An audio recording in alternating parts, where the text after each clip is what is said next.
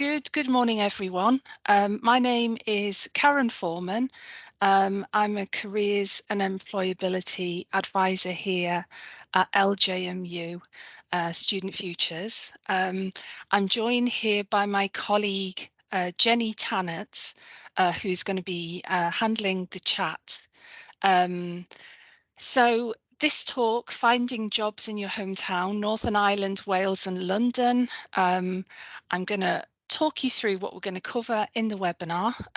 It will last a maximum of 1 hour, but it could finish a little bit earlier. So we'll be looking at how do you choose a particular career. After you've finished your studies, we'll be looking a little bit at labour market information, where to search for graduate jobs, and the main bulk of the talk, I'm happy to welcome graduates who are going to talk to us about their journey from LJMU into their career. So I'll start off with a little introductory talk and I'll pass over to Brendan, who is a business graduate from 21 working at Enterprise. Then we'll pass on to Erin, who is working on a training contract at Gwynedd Council in Carnarvon, but it's lovely there. And she did the legal practice course graduating last year and completed the law degree. Then we've got Hannah with us, and she's a computer forensics graduate working at Walt Disney in London. So after Hannah, we're finishing off with Michelle, who's a biochemistry graduate working as a biochemist at Bioscope just outside of London. So that's the programme. So we've got quite a lot to cover. Can I say, if anyone has any questions throughout the talk, do pop them in the chat and we'll be addressing the questions at the end of the session, either to myself or to any of the graduates who I'm sure would be happy to answer any questions. Okay, so we'll get started. So firstly, for kind of when you're doing your degree, you're kind of thinking at some point, and a lot of students do this in the final year, but it could be in your first year, well, what career is right for you? And a lot of students really, are unsure what to go into. And I suppose it's important you look at what your degree is and what subject related jobs are available, but also be aware there's a whole host of graduate jobs where it doesn't matter what degree you've done. I would recommend for students to look at our range of infographics we have on our Student Futures webpage. This one showing in the diagram is for business management, and it shows all the different options available to you. You can research those roles through a website called Prospects. I tend to recommend, especially the what can I do with my degree section. And in there, you can look at what the duties, responsibilities are, has useful information like work experience that's useful, what skills are required, that's needed for your CV, and where you can search for these jobs as well. So I think that's quite an important resource. I always say to the students and graduates I see, try and narrow down your choices. So look at each role. You could probably cross them off quite quickly, but do your research and narrow it down. And then my recommendation, of course, I'd say this, but it's very important, book a meeting with a careers and employability advisor who can talk you through your decisions and help you in preparing a strong CV and talk about how to do a strong application. Right, I was going to go into a lot of detail about labour market information, but we've got so much to tell you. But in the three areas we're focused on, these are the main industries. And certainly in Northern Ireland, it's been a bit topsy-turvy in terms of the economy. There was a significant growth coming up to 2007 where the recession hit, and then economic growth kind of plummeted a little. But trade in Northern Ireland is worth around about £270 billion, so it's still a growing market. The only one industry that I've missed off is tourism, which is very big in Northern Ireland too. So moving on to Wales now. Wales is quite an eclectic country in that there's a lot going on in the cities, and then in the more rural regions, it's different in terms of employment, but these are the main areas. I have been advised, though, that larger organisations, NHS, the councils are very good to look for job opportunities. Also in Wales, if you have a Wales postcode, Careers Wales or through React funding, graduates can actually apply for up to £1,500 of funding to do a training course. This has included the Prince 2 training course, so that's quite a special offering for any graduates returning to Wales. Finally, talking about London, well, there is a lot going on in London. You don't need me to tell you that. There are 5 major business districts. It has the largest stock exchange, and over half of the 100 FTSE organisations have their headquarters in London. London's largest industry remains to be the finance area, but it's also massive for the 4 main accountancy firms are in London. 4 out of the top 6 legal firms are in London. Of course, also there's a large media area with the BBC, but also newspapers, which were based in Fleet Street, but they're now more dispersed across the capital. Also, interestingly, and you're probably not surprised to hear this following the coronation this weekend, it's the most visited city and one of the top 10 tourist attractions. So there's so much going on in terms of employability options.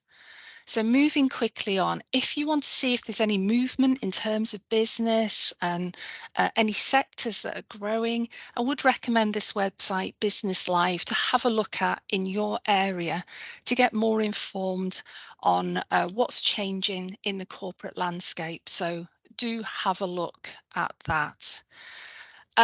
Okay, so where do you look for graduate jobs? Well, there is no one place. You can log in to our system at Student Futures, go into Career Zone 24/7. We have our own job search site there. Of course, recruitment agencies are a great place to find employment quickly, especially in London, because obviously the cost of accommodation is so high, you need to find employment quite quickly. So temporary work is definitely an option while you're looking for permanent work.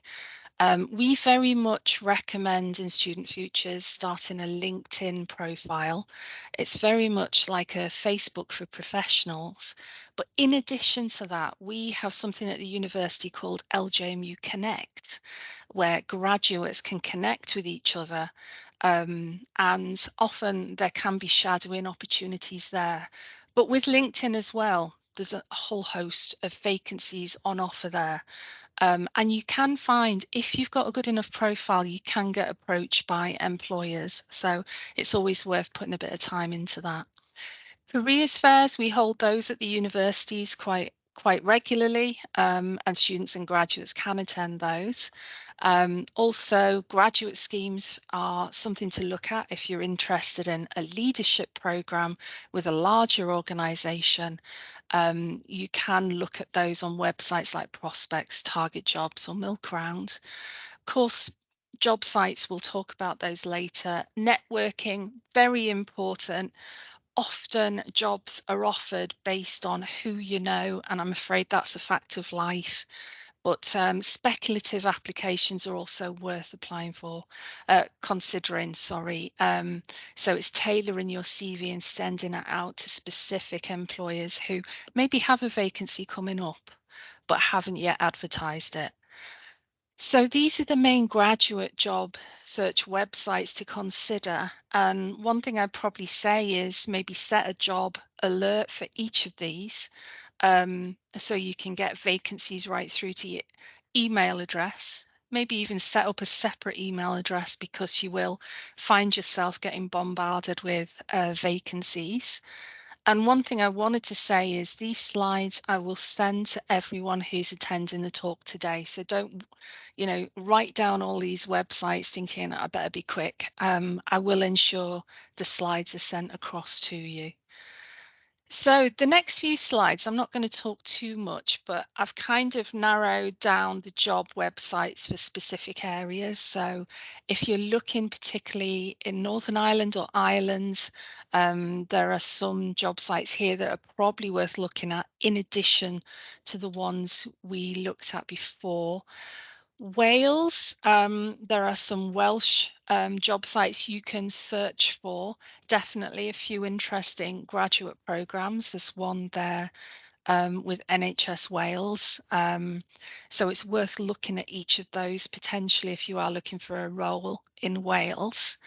London, there's almost too many job sites to mention, but I found a really interesting one, brokenlondon.com, for when you're looking for work temporarily. There is a list of all the different recruitment agencies available in London via that link. And I've put down a few other links that would be useful for London as well. But also, if you're looking at specific firms, I'd probably urge you to check their website directly. Okay, so final slide, I think, from me. Develop a strong CV covering letter is so important. I see so many students who are generally using the same CV when they're applying for different jobs. I would say don't do that. Very much tailor your CV towards a specific role. Every person's spec for a job vacancy is different. So to ensure you're going to be shortlisted, spend a little bit more time on your CV tailoring it. I always say quality is better than quantity. Also, have you been getting involved in things while you're at university? So say, for instance, you're at an interview, it's good to kind of use different examples. For instance, internships. Maybe you've been involved in like JMSU societies, or you've been a course rep, and each of these experiences are great to talk about. Consider an internship. And I can say to you that currently we're offering internships to both students and graduates who have graduated from 2020 onwards, and they're offering 4 to 5 month internships. And we've got someone down in the reception of Student Life Building who can talk to anyone interested in a paid period of work experience. We talked about networking. Staying motivated is quite a skill. It can be quite demoralizing when you get turned down for a job, when you don't get shortlisted. But I'd say to you, it happens. It's a competitive world out there. But my advice to you would be get organized, get yourself a little spreadsheet, see where you're failing. Come and visit us in Student Futures and talk to us about how to be more successful. And together we can help. Also, consider a postgraduate program. This might seem, oh gosh, I've spent so long studying my degree, but if you wanted to specialize in a more niche area, that might be an option for you. Okay, anyone wants further information, you can book meetings with us, but I'm going to pass over, I think I've spoken for way too long, to Brendan, um, who is, Brendan, are you there? Yep, here just making sure I'm unmuted. Okay, Brendan, tell me when you want the slides going on and I'll pass them on. Yeah, perfect. Yeah, so as Karen said, my name is Brendan. I did a 3-year course with a sandwich year in LGMU in International Business Management. And then in September, I came home to Belfast and started working for Enterprise Rent-A-Car. So at LGMU, studying business, I chose LGMU primarily because I wanted to move away from home in the first place. And I knew a lot of people that had gone to Liverpool. Like there's a big Irish contingency in Liverpool. So I knew a lot of people liked the university, so it just seemed natural to make the jump over there. And business management because I was just always oriented towards business, but I wanted something that could take me further. That it, like it was only going to open doors for me as any degree would, but I wanted to work abroad, away from home as well. So just get me as far as I could, as much opportunity as possible. Um, while I was at university as well, I think I just took every opportunity that came my way. And I would say like everyone has to do that. Um, take advantage of everything that you've got. On that, I'll talk through both of these as well. So, while I was at university, I was in the CATSOC. I was an international mentor. So those two photos with the big groups are the International Society. So it's a mentor for international students. Also did online exchanges, which is that webinar. So I did one with a university in Malaysia and one with a university in Connecticut. So that we were like 4 weeks and 6 weeks online while I was at uni, just working with guys in other universities and girls, working on a project. Also went to as many job fairs as possible, skills nights, so things like this. Anything the university was offering, I took it with open arms. I was a student advocate as well, and a course rep. I was only both of those things for one semester, but it's still on the CV and I can still talk about it. So even if you're not doing it, if you're only starting it in your last semester or when you come back from a placement, still do it. I would say I also did a placement. So I didn't do a placement as such. I took a year out between second and third and worked for BT for the year. I was going to do a placement with EY, but it fell through because it was COVID. So that's what it is. But yeah, so placement was really good. Wasn't exactly my cup of tea. I was doing customer relations management, and I did get a lot of experience from it and just hard work. And you do take that 9 to 5 mentality back with you into your final year if you've done a placement. So I would definitely recommend that. But then returning to Northern Ireland and joining Enterprise as well. So I actually applied for Enterprise in the December of my final year. I knew I needed a driver license, but I didn't have it. So I applied saying, I've got the test booked in February. Here's my CV. I've got the test booked, just a hope and a prayer a little bit. I didn't hear back until summer. I got an email asking if I'd join a phone call. It's just a casual phone call. And it was a guy in Scotland just talking me through everything, inviting me for an interview. So like to echo what Karen was saying there about getting disheartened, like that was how many months? That was maybe 5-6 months later. I got a response. I'd completely forgotten about it by that time, but it just shows you like it's worth it. And you have to be a bit confident with with what you're saying, with what you're sending out to people. So I got the interview then. I had maybe 3 phone calls before that. It was really just to prepare you so you know what to expect. It was quite casual, it was like relaxed, formal but relaxed, I would say. And the interview was in person. I got offered the job at the interview, which I was really, really happy about.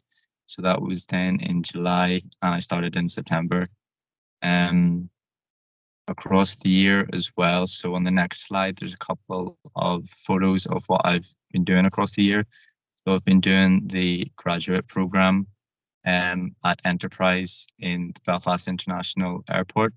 And you can see there, so that's on the top right, that's my team that I started with. started this graduate program at the same time as me. And I've been pretty lucky to be involved in so many good programs as part of the scheme. So you'll do a business improvement idea, which you get to present to senior management in your second month, which is really good. So everyone in enterprise starts from the bottom up. So it's only internal promotions. So there's no like external promotions, which means everyone that comes in is coming up. So everyone's really focused on like new hires, people coming in as interns and graduates to see their ideas. So I got to present my idea to the senior management. Also on that day, I got to meet the CEO, which was quite cool, which is the bottom right. That's Chrissy Taylor. So she's the granddaughter of the founder, which is quite cool to think of the size of the company, and it's still family owned, which is pretty cool. And then in the bottom left, that is my most recent. So I recently, last month on the 20th, completed the graduate program. So I had 12 months, but I completed it in 7. So I was really, really happy with that.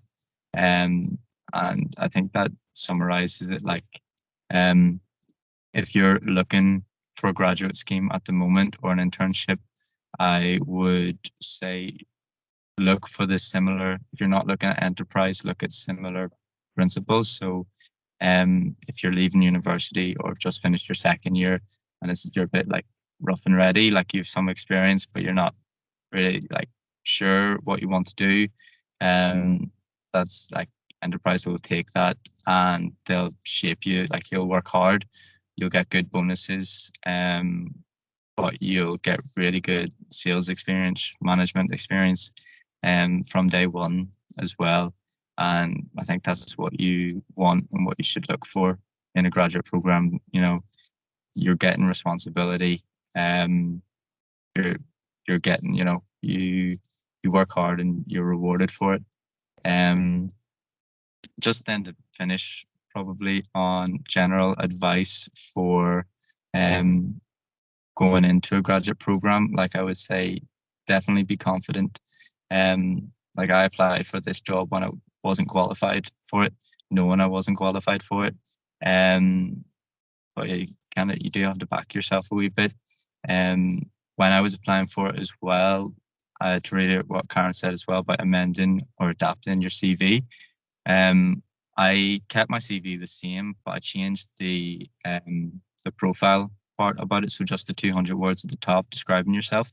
I always looked at what competencies the company needed and just talked about them. Like there were 5-6 competencies that enterprise needed, and that's just what I talked about in my interview. And of course, I backed it up with like evidence for like experience from university, outside university as well, everything like that. So yeah, sell yourself at an interview or networking, and back it up with your experience. I think that's generally everything. If anyone, Okay. you might want Thank questions you. at the end. I was just going to say quickly, if anyone does want to reach out on LinkedIn, if you haven't already get LinkedIn, like do get that. But if you have more questions, you can reach out on LinkedIn as well. Brilliant. Thank you so much, Brendan. And strangely, I was asked by a student this week about applying for enterprise and do I need a driving license? So I'm so pleased you covered that you actually got your tests booked, but you still applied. So hopefully that's helped that student who I know will be listening today. Thank you so much, Brendan. I appreciate the talk. Now we're moving on to Erin. Are you there, Erin? Hi, yes I am.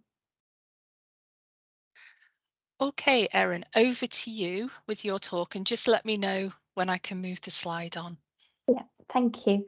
So my name's Erin. I'm the legal professional trainee on a graduate scheme with my local authority in North West Wales called Gwynedd Council. And I've been on a training contract since September and it'll last 2 years. Next slide. Sorry. Thank you. No Going ahead worries. too quickly there, wasn't I? Don't worry. So why I studied law at LJMU, I just wanted to get away from home and see a bit more of the world, but I didn't want to go too far. So Liverpool is about 2.5 hours, so it's far enough. I've always thought of Liverpool as a friendly city and has always been welcoming at LJMU, and really enjoyed the open day there when I went to see it. And I think it offered a lot of support, and it was just what I wanted. I was quite lucky. I knew what I wanted to do all along, and to become a solicitor. Um, so I always was looking at law, didn't really consider other options. And they had a good range of optional modules for me to do there at the end of second and third year, which is why I chose it. And then after the 3-year degree, I chose to stay at LJMU to do my legal practice course.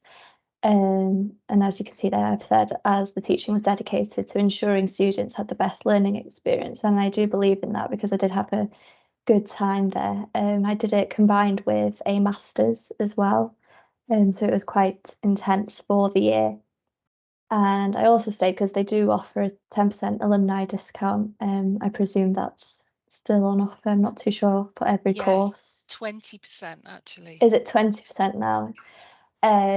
So I think that's a good opportunity to use as well if you are considering doing a postgraduate and staying at LJMU.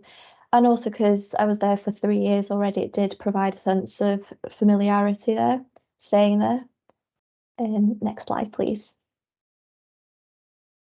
So in regards to experience, I didn't do a placement year or an internship through LGMU, although I do think they are a great opportunity. And to be honest, I didn't have much legal experience. I shadowed a solicitor when I was in A-level college, but that was only for a week.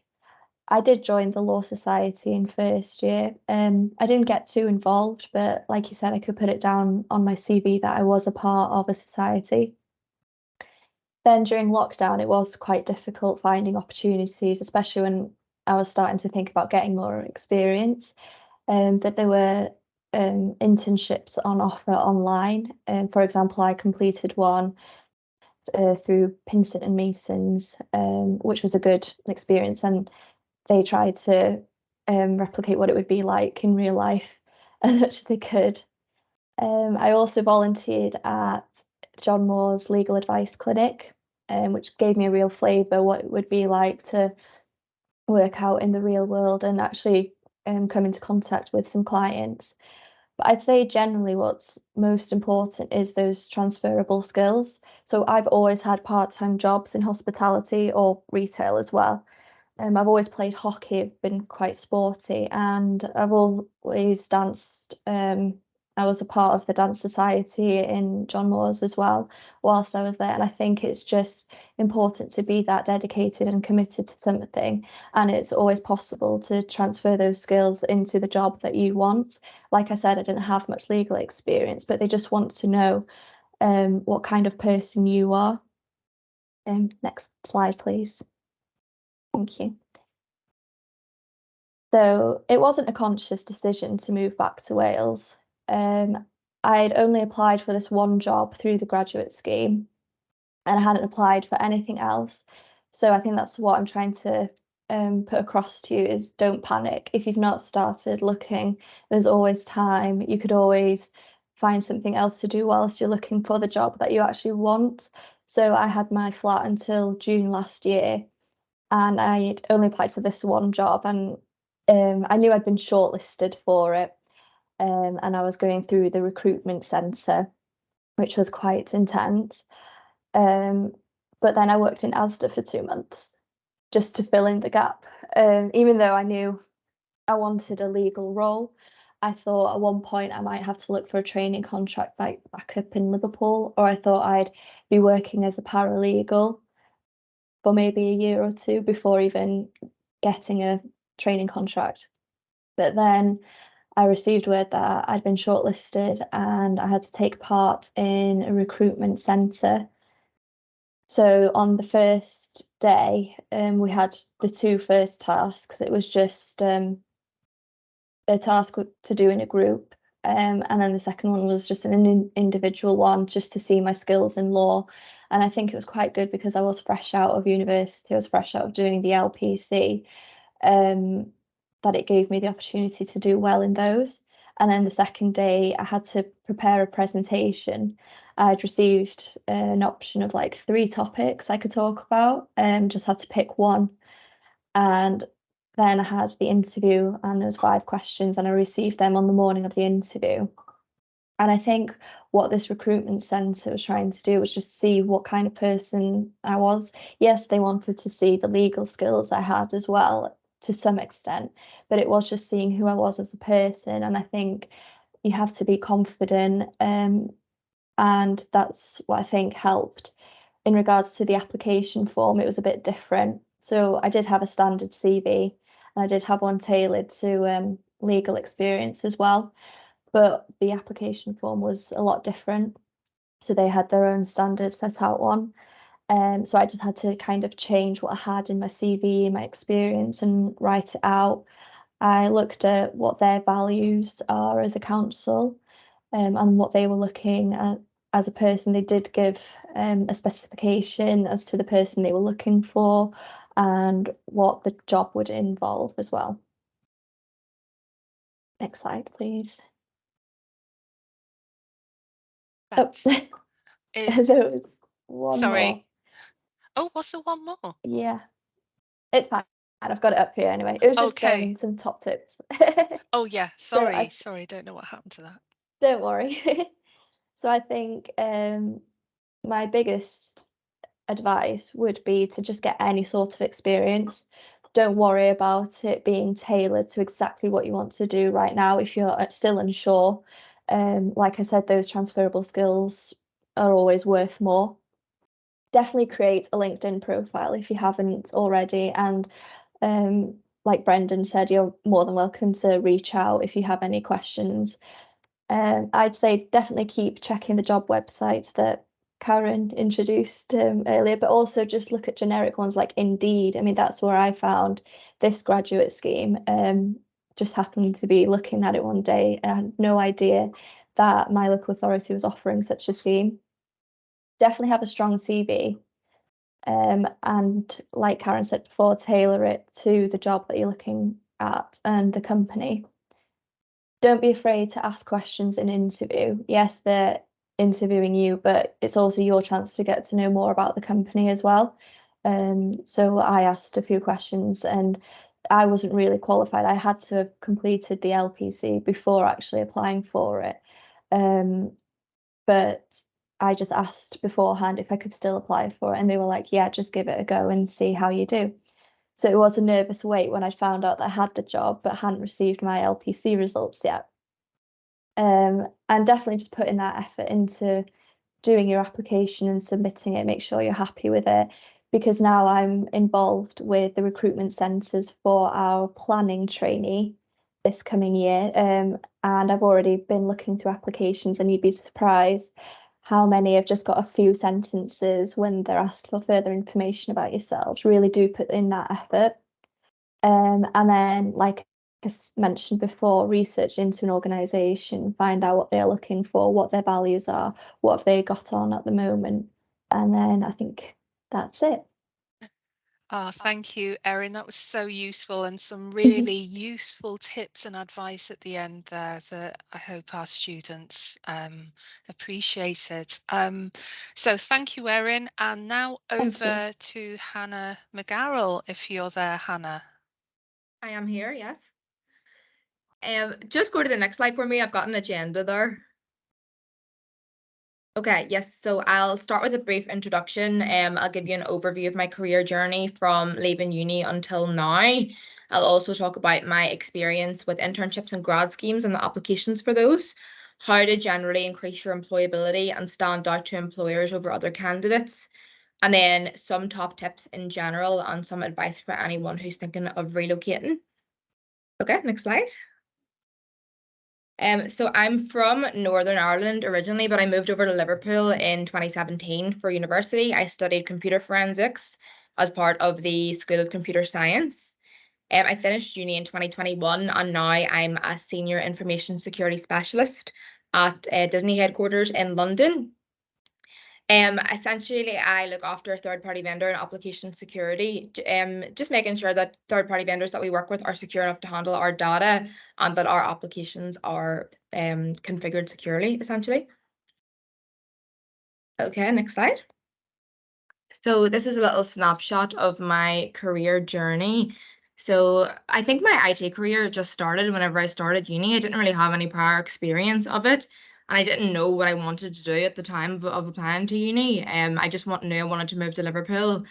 And I knew that my friends were going. That's all my intentions were at the time. But I sat down with my mum and we researched to try and figure out what I wanted to do. And I found that there was a big skills gap in the STEM industry, specifically in IT and specifically for women.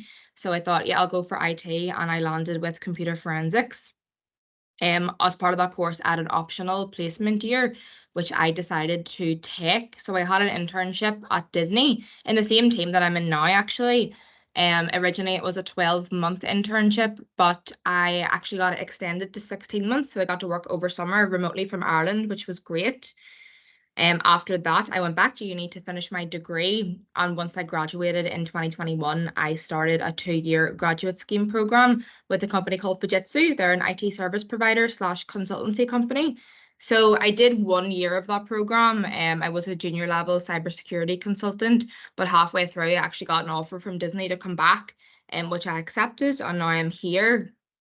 In my current role, it's a mid to senior level role, and it's an international based role instead of just UK based. So it's a bit of a step up since my last job, but I'll go into more detail on that on the next slide.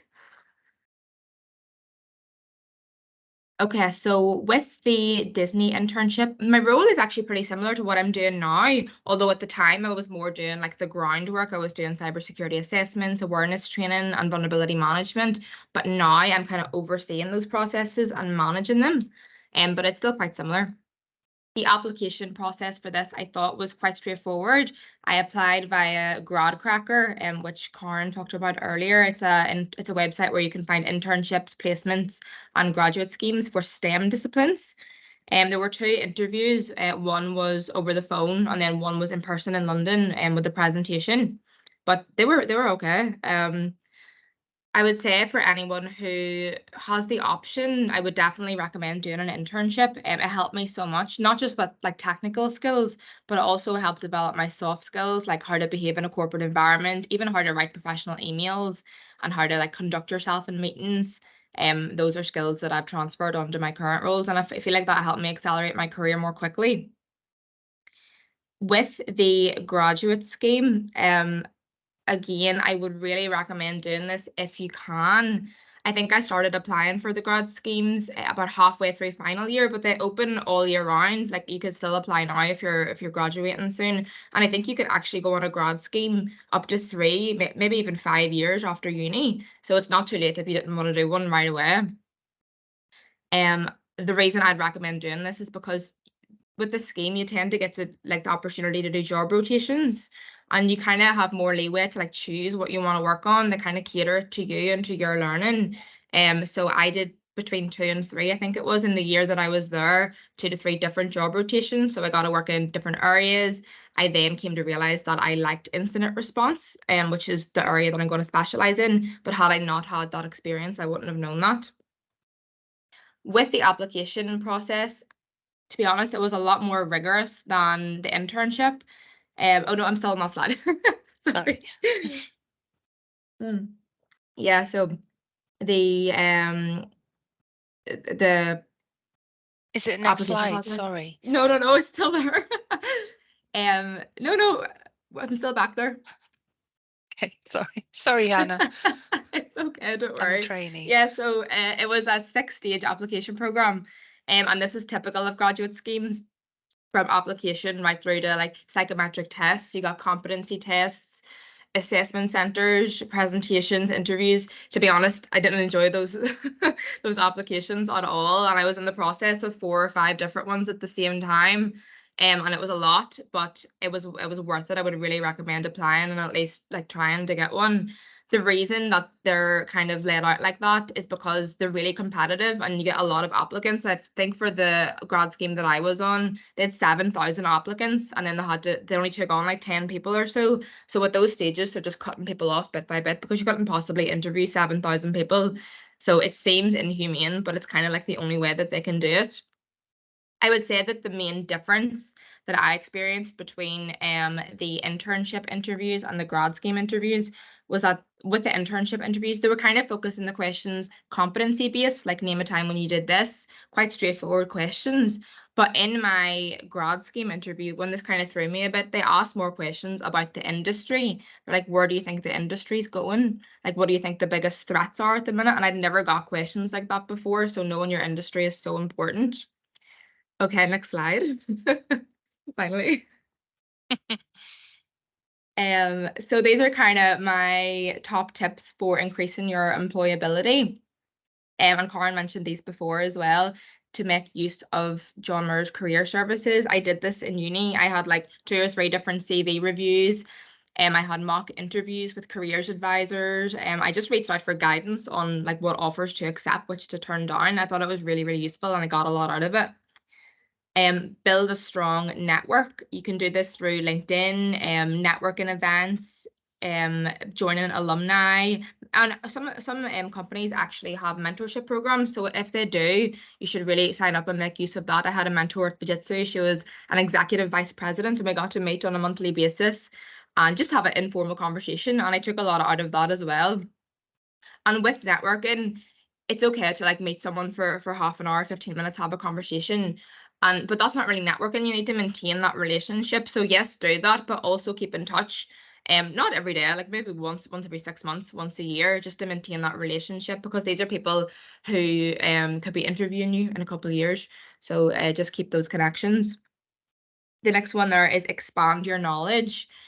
And make the best use of your time. Take training courses if you can. With STEM, there are a lot of professional certifications that you can do, like exams that can be specialised or broad. I've done 2 of them since uni that look really good on your CV, so I'd recommend doing that when you can. If your industry doesn't have certifications like that, you can even just do courses on LinkedIn Learning. There's Pluralsight as well. There's a lot out there. And then there's the Microsoft Azure courses, cloud, anything like that. So whatever you can do to kind of like give you the edge over other candidates, do it. And then the last one there is know your industry. So I touched on that in the last slide.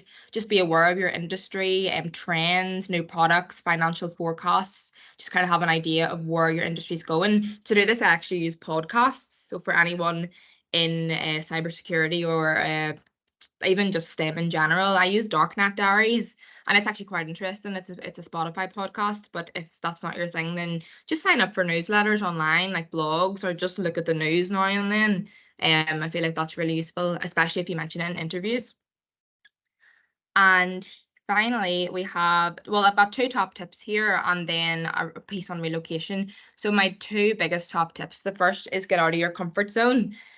Try and push yourself to engage in new activities and get comfortable being uncomfortable. I do this. So I actually don't like presenting. I hate it. So anytime a presentation comes up, I put myself forward for it. And I've done it for the past 2 years. And slowly but surely, it's getting a bit easier. So just push yourself, you know what I mean? You're not going to learn anything new if you keep doing the same thing over and over and you stay in your comfort zone. So that's, I would say, my biggest piece of advice. And don't give up. You're probably going to fail more interviews than you pass, and it's easy to get disheartened. But just consider it like every interview that you fail, you're building upon your experience. You're probably slowly getting better and better. So just don't let failure get you down. And finally, on relocating to London or just relocating in general. So my kind of holy grail for moving here was spareroom.com. If you want to do a house share, you can go on, you can meet people who are your age, in similar industries, who want to live in specific areas. That's where I met a lot of friends actually, and the girl that I live with now. You can read online blogs about moving. There's a lot of content out there. You can join groups on social media. Like even if you went on TikTok or Instagram and hashtag moving to London, I'm sure there'll be loads of videos of people's experiences. So just do your research first. And also plan ahead. So consider your commuting times, how close you are to a tube line, and also set a budget for yourself. I made this mistake on my internship. I moved to South London because the drive was closer to the office. But with the commute and the tube lines, it ended up being like over an hour commute. Whereas now I live in West London, and although it's further away on the map, it only takes me 20 minutes to get here. So don't just go by the distance in a car. And whenever you're setting a budget, consider bills as well. Like you'll have your initial budget for rent, but don't forget about council tax, which you don't have to pay when you're a student, and like electric, water, everything else. Because I didn't consider that, and I learned it the hard way that it does all add up. And that's everything. Again, feel free to reach out on LinkedIn if you have any questions about moving to London, about postgrad, anything at all. Feel free to reach out. Hannah, thank you so much for your interesting insight into moving to a new town. It sounds like you're doing wonderfully in London, which is great to hear. Now I want to pass over to Michelle, if Michelle is here. I'm here. Hi, Michelle. Hi. Just let me know when to move on the slides. Over to you for Sure. the final talk of the day. Thanks, Karen. Hi, everyone. So I'm Michelle Regava. I studied, okay, I'll talk you through my journey of how I ended up being where I am now. So I did my GCSEs, did my A-levels, and I said, okay, I'm going to take a gap year. However, my gap year turned into 4 years because I got a really good job in the NHS. This is after my A-levels, and I was like, okay, now I'm ready to go to uni. LJMU was the first uni to give me an unconditional offer. So I was like, okay, this is where I'm going. I knew nothing about Liverpool. I'd never been there. I didn't do any research. I just literally said, I'm going as far away from home as possible. And I ended up at LJMU. Whilst at LJMU, I got the opportunity to do Go Global Citizen, and I got funding to you basically got £1,000 to do whatever you wanted with it. So I founded a charity with that. And my charity is still ongoing right now. So what people were talking about, like, you know, just like milk everything you can whilst you're at uni, because it really like advances your skills. You really meet different people. You come across loads of different opportunities that when you're in the working world, you might not necessarily come across. And this is one of my greatest achievements. I mean, other than the degree from LJMU. Yeah, so try and do as much as you can whilst you're there. I finished uni in 2021. However, I only graduated last year because of COVID. So obviously for me, I did biochemistry at uni. COVID was actually a blessing in disguise for me as a science graduate, because there was so many places doing COVID testing. I wanted to stay in Liverpool because I fell in love with the city. However, there just wasn't any jobs like for what I wanted to do, which I didn't know at the time. But, you know, I was like, I'll do COVID testing if that's what's there. But even the COVID testing roles, there weren't that many, and there were very few and far between. But London, they were all screaming, oh, we want you, come, come, come. So I was like, okay, I'm going to go back home, unfortunately. But then, yeah, I started doing COVID testing. And literally whilst at COVID testing is when I landed this job here. Which now I'm working as a research biochemist. Next slide, please. So yeah, life as a scientist. So basically my role right now as a research biochemist is we use microorganisms to recycle e-waste from printed circuit boards, from different bits of equipment, TVs, phones, computers, laptops. And what we do is recycle the e-waste and resell it.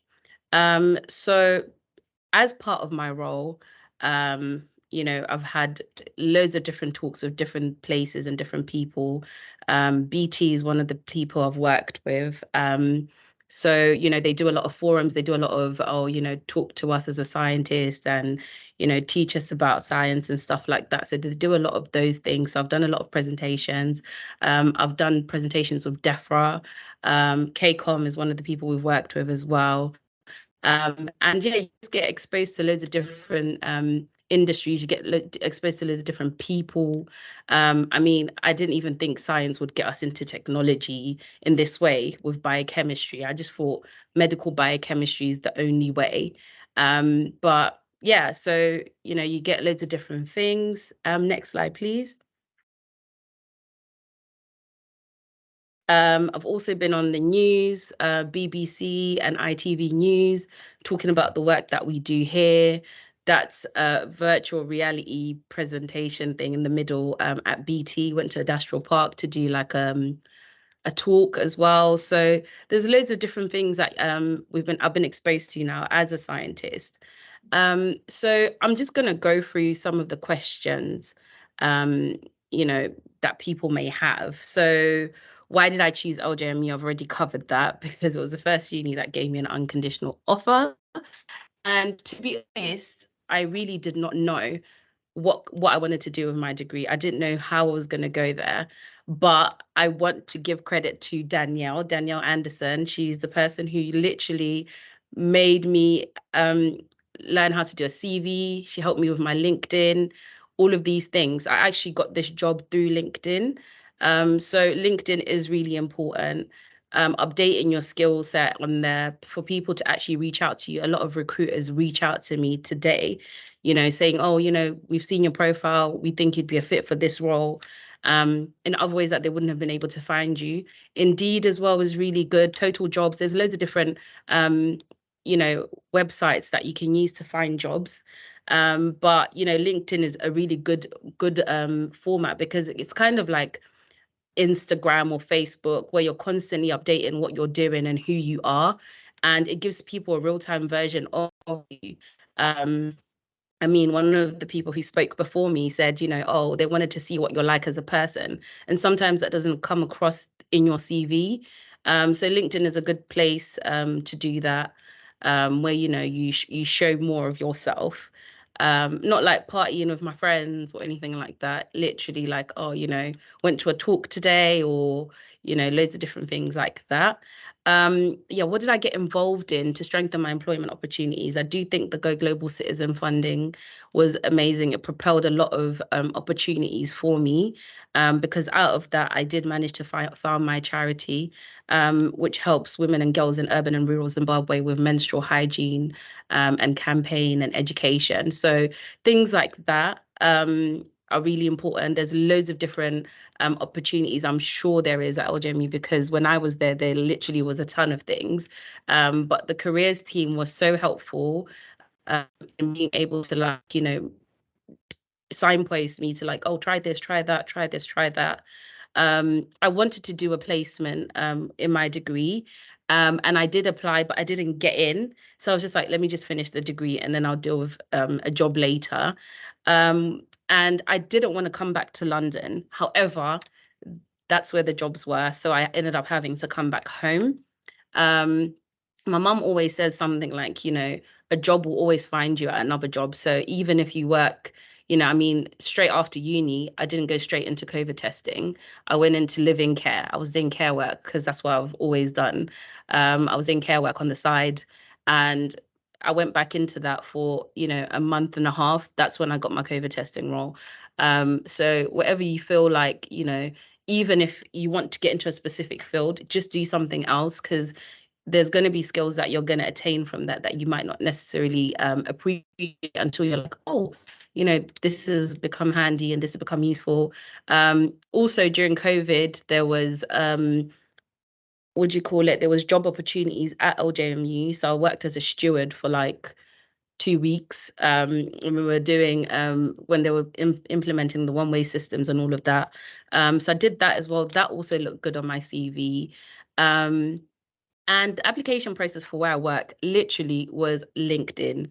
I had my LinkedIn up to date, and I was always applying for different jobs, always applying. Sometimes you'd hear from them, sometimes you wouldn't. And, you know, there's a bittersweet thing about LinkedIn when you apply through there because it tells you, oh, your application has been viewed. you know, and it's like, okay, so you viewed my my application, did I get in, did I not, you know? But it also gives you an understanding that, okay, maybe people are looking at what I'm sending out rather than an email where you don't know if it's read or not. So yeah, the application process, I applied through LinkedIn, and literally after they saw my CV, they literally wanted me. I'd literally got the job, and it was informal chats after that where it was just like, okay, let's just make sure she understands, you know, the skill set and what's required of her. And that was it really. I do want to say though, when you're doing your CV, make sure you know everything on your CV. Make sure you know what you've put down. Make sure you understand what you've put down. So you might put something like a module in advanced cellular biology, and at an interview they can say to you, okay, so tell me more about that. Or they can ask you a specific question about that. If you don't know, it's also okay to say I don't know, but also try and make sure you know what you've put down on your CV, because if you're saying this is a skill that I have, make sure you have that skill. Make sure you can actually say I can do this, and you can present yourself well. Confidence is the most important thing. You're doing a degree at the end of the day. You do know what you're talking about. You just need to be confident in saying it. And sometimes the interview process, you might feel like, oh, I didn't get that job, or I didn't get that job, but you learn so much through different interviews, and you gain a lot of skills through different interviews. So sometimes you might not be sure about, oh, what do I want to do? You'll go for an interview and you're like, oh, actually, I don't want to do that. I mean, I did an interview for medical laboratory assistant at the NHS. And after the interview, I was like, this is not really my cup of tea. I don't actually want to go ahead with this. So, you know, there's something that, you know, works in that. Top tips for coming back to London. I mean, now I work in Cambridge. I do not want to stay in London. But, you know, London is a vast city. There's so much going on, so much happening constantly. You'll never run out of things to do. But yeah, a lot of people do a lot of house shares, or if you've got family there, you know, people usually move in with their family. But yeah, do your research, make sure you understand where you're going. You know, you will see things like, oh, crime rate is like this or whatever. But you need to understand that wherever you go, there's going to be crime rate. You need to decide, okay, is this something that I want to pursue enough? Is this an area that I'll be comfortable living in?